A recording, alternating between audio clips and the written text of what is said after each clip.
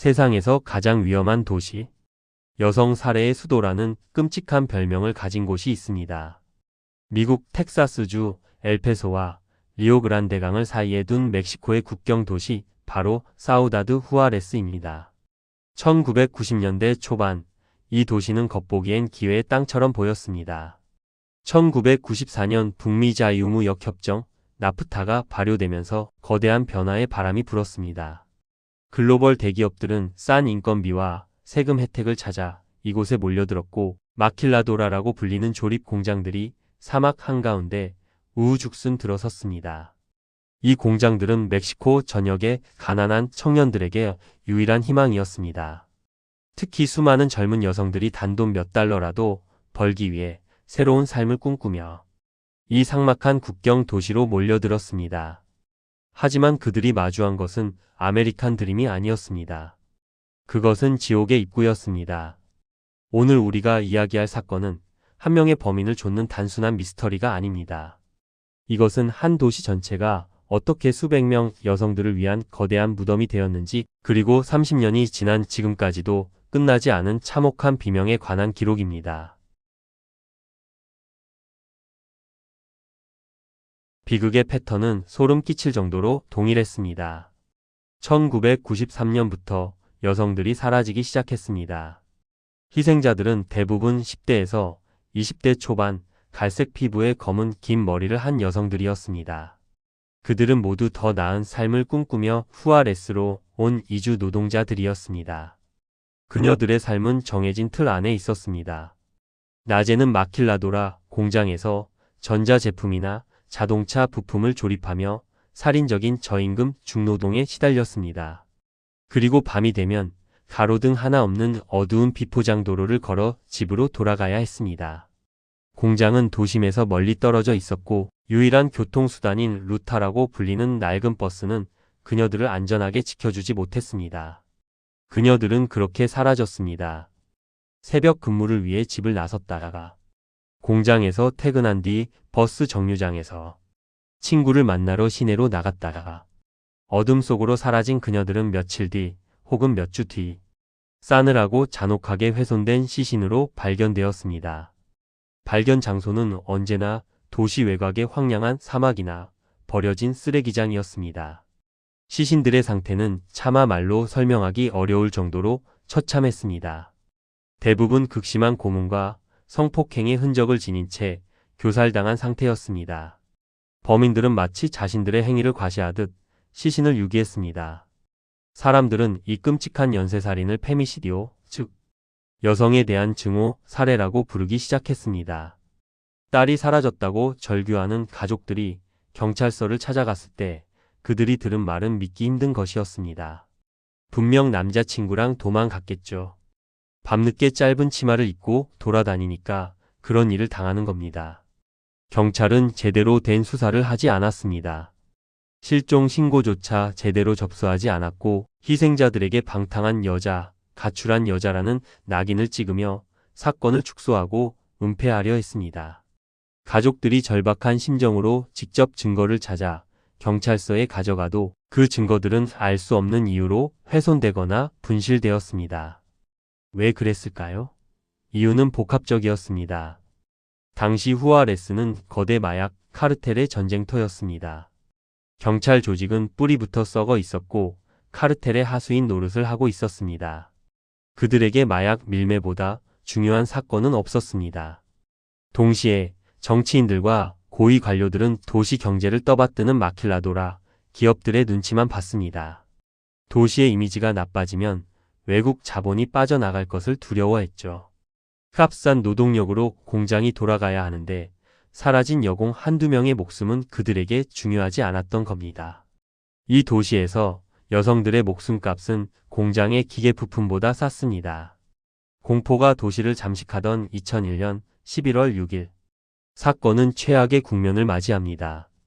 캄포 알고도네로, 즉 모카바치라고 불리는 황무지에서 8구의 여성 시신이 한꺼번에 발견된 것입니다. 이들은 모두 몇 달 전 실종 신고가 접수되었던 10대 소녀들이었습니다. 도시 전체가 충격에 빠졌습니다. 더 이상 개인적인 일탈이나 우발적 범죄로 치부할 수 없는 명백한 연쇄 살해의 증거였습니다.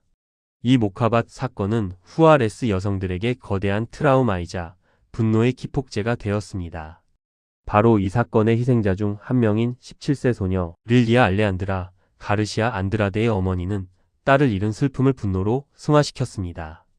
그녀는 후아레스의 딸들에게 정의를 일하는 단체를 만들어 부패한 정부를 상대로 싸우기 시작했습니다. 리 우나 마스, 즉 단 한 명도 잃을 수 없다는 구호가 도시 전역에 울려 퍼졌습니다. 이것은 단순한 시위가 아니라 죽음의 도시에서 살아남기 위한 처절한 외침이었습니다. 멕시코 정부는 더 이상 이 사건을 외면할 수 없었습니다. 전 세계의 이목이 이 황량한 국경 도시에 쏠렸습니다. 경찰은 연쇄살인범이라는 프레임을 원했습니다. 그래야만 이 모든 비극이 시스템의 붕괴가 아닌 한 명의 미치광이 탓이 되니까요. 1995년 이집트인 화학자 압델 라티프 샤리프가 유력한 용의자로 체포되었습니다. 그는 후아레스의 도살자로 불렸고 실제로도 잔혹한 살인범이었습니다. 경찰은 그가 범인이라고 확신했지만 그가 감옥에 수감된 이후에도 똑같은 방식의 여성 살해는 단 하루도 멈추지 않았습니다. 더 끔찍한 용의자들이 수면 위로 떠올랐습니다. 로스 레벨데스라는 이름의 시내버스 운전사 갱단이었습니다. 그들은 늦은 밤 공장에서 지친 몸으로 퇴근하는 여성들을 버스에 태운 뒤 일부러 승객이 없는 외곽 노선으로 향했습니다. 그리고 집이 아닌 사막으로 그녀들을 데려갔습니다.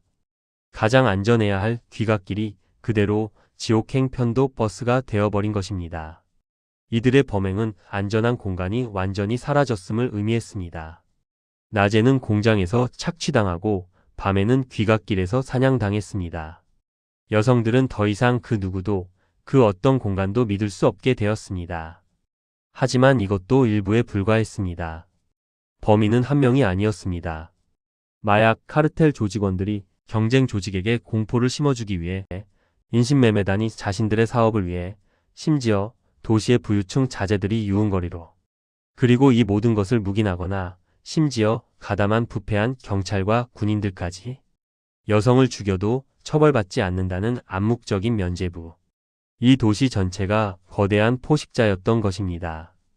2009년 미주 인권재판소는 이 모카밭 사건에 대해 멕시코 정부의 국가적 책임을 인정하는 역사적인 판결을 내렸습니다. 경찰의 의도적인 무능과 태만이 사실상 살인을 방조했다는 것입니다. 하지만 판결 이후에도 후아레스의 여성들은 여전히 죽어가고 있습니다. 2010년대 마약 전쟁이 격화되면서 페미시디오는 이제 카르텔의 잔혹한 폭력과 뒤섞여 더욱 추적하기 힘들어졌습니다. 지금까지 공식적으로 확인된 희생자만 400여 명. 가족들과 인권단체가 비공식적으로 집계한 실종자는 1,500명이 넘습니다. 그녀들의 죽음은 단순한 통계 숫자가 아닙니다. 그녀들에게는 이름이 있었습니다. 에스메랄다, 클라우디아, 라우라. 누군가의 소중한 딸이었고 학생이었으며 공장 노동자였습니다. 이것은 범인을 특정할 수 없는 단순한 미제 사건이 아닙니다. 범인은 잡히지 않았지만 우리는 그 범인의 정체를 알고 있습니다.